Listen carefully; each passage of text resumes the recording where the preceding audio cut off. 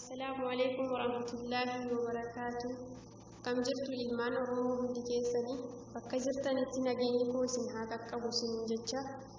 ولا لوجا بابدو وايجوتا كينيا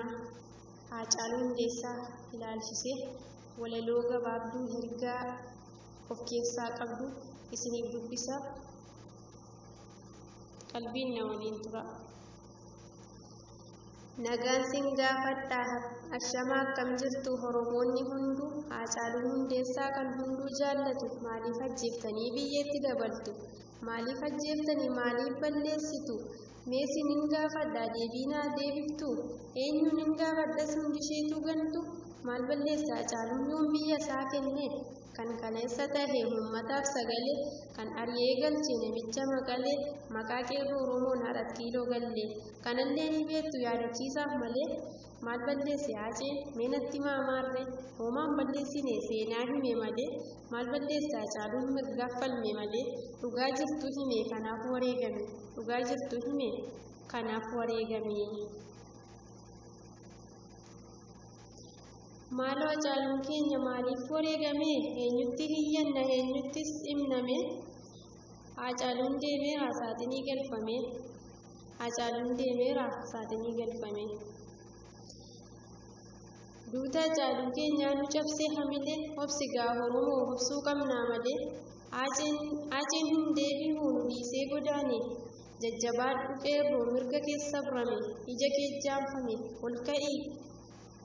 ol ka'ii qabsaa'ii qabsoo fidi malee qeerroon maal balleesse hin falmate malee biyya keetiif falmi jabaadhu hammallee of duuban deebiinaa jajjabaadhaa malee yaa qeerroo Oromoo nuuf jiraadhaa malee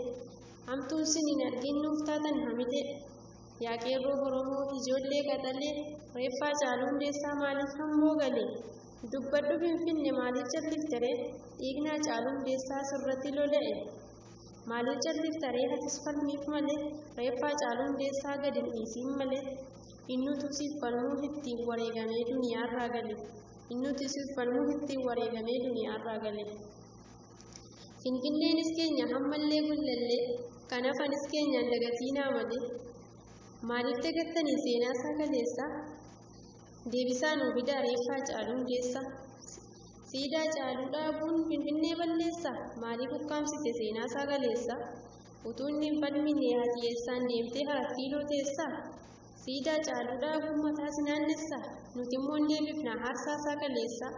Oromoon deebifna gumaa Haacaaluu Hundeessaa kan gammoojjii jiru muka botorooti kan kana barreesse intala Oromooti waan dhaggeeffattaniif galatoomaa. Assalaamu alaikum warahmatullaahi wabarakaatuh.